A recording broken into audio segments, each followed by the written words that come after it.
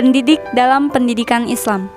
Pendidik dalam Islam ialah siapa saja yang bertanggung jawab terhadap perkembangan anak didik. Siapa saja mereka? Mereka adalah orang tua dan guru. Tanggung jawab itu disebabkan oleh dua hal. Yang pertama, karena kodrat yaitu orang tua ditakdirkan menjadi orang tua anaknya. Dan karena itu, ia ditakdirkan pula bertanggung jawab mendidik anaknya.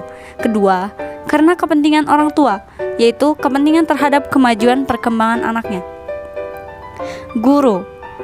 Dalam bahasa Indonesia, guru itu adalah orang yang mengajar. Secara konvensional, guru paling tidak harus memiliki 3 kualifikasi dasar, yaitu menguasai materi, antusiasme, dan penuh kasih sayang dalam mengajar dan mendidik.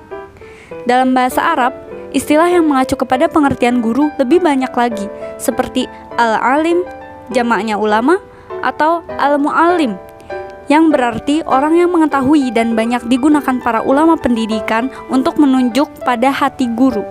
Selain itu, ada pula ulama yang menggunakan istilah al-mudarris untuk arti orang yang mengajar atau orang yang memberi pelajaran. Jadi, guru yang dimaksud di sini ialah pendidik yang memberikan pelajaran kepada muridnya.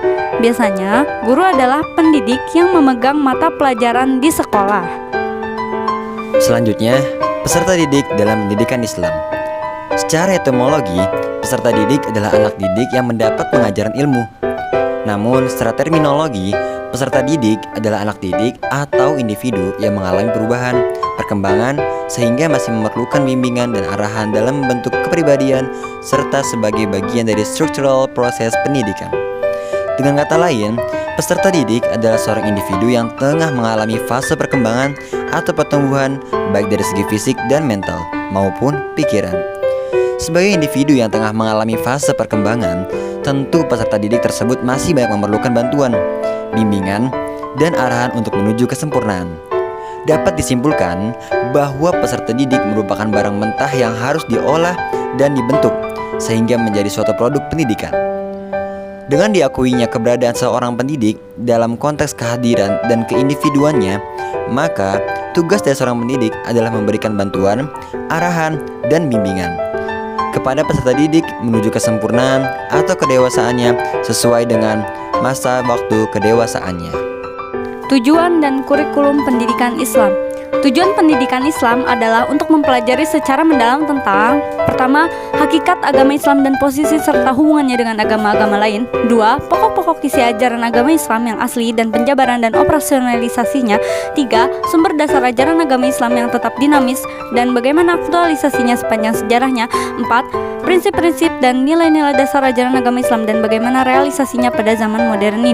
Pengertian kurikulum pendidikan Islam.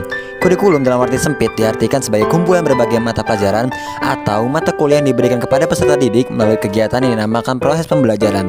Pendidikan Islam secara etimologi diwakili oleh istilah ta'lim dan tarbiyah yang berasal dari kata 'allama dan rubba. Dari pengertian kurikulum dan pendidikan Islam di atas, maka kurikulum pendidikan Islam diartikan sebagai rancangan pendidikan dan pembelajaran yang berisi learning program atau program pembelajaran, learning experience yakni pengalaman belajar, dan planned learning program yakni perencanaan program pembelajaran. Pendidikan Islam yang akan diberikan kepada peserta didik agar dapat menjadi pribadi yang beriman dan bertakwa kepada Allah Subhanahu wa taala, memiliki keterampilan dalam hidup yang dijiwai oleh ajaran Islam dan nilai Islam yang bersumber dari Al-Quran dan As-Sunnah sehingga menjadi pribadi yang paripurna. Alat atau sarana pendidikan Islam. Alat pendidikan atau sarana pendidikan adalah suatu tindakan atau perbuatan atau benda yang sengaja diadakan untuk mempermudah pencapaian pendidikan. Nah, terbagi menjadi 2 bagian, yaitu A. Sarana fisik pendidikan, dan B. Sarana non-fisik pendidikan. Dari yang pertama akan kita bahas. Dari pertama adalah 1. Lembaga pendidikan. Organisasi atau kelompok manusia yang memikul tanggung jawab atas terlaksananya pendidikan, dan ini dapat berbentuk formal, informal, dan non-formal. 2. Media pendidikan. Media di sini berarti alat-alat atau benda yang dapat membantu kelancaran proses pendidikan seperti komputer dan lainnya. Lalu di bagian B, sarana non-fisik pendidikan, yaitu alat pendidikan yang tidak berupa bangunan tapi berupa materi atau pokok-pokok pikiran yang membantu kelancaran proses pendidikan seperti kurikulum, metode, evaluasi, manajemen, dan mutu pelajaran. Dan yang terakhir terakhir, kita akan membahas tentang lingkungan pendidikan Islam. Lingkungan ialah segala sesuatu yang tampak dan terdapat dalam alam kehidupan yang senantiasa berkembang. Ia adalah seluruh yang ada, baik kejadian atau hal-hal yang mempunyai hubungan dengan seseorang. Menurut Abuddin Nata, bahwa lingkungan pendidikan Islam adalah suatu institusi atau lembaga di mana pendidikan itu berlangsung, yang terdapat di dalamnya ciri-ciri keislaman yang memungkinkan terselenggaranya pendidikan Islam dengan baik. Adapun macam-macam lingkungan pendidikan Islam adalah sebagai berikut. Pertama adalah lingkungan alam, seperti udara, daratan, pegunungan, sungai, danau, lautan, dan sebagainya. Yang kedua adalah lingkungan sosial, seperti rumah tangga, sekolah, dan masyarakat.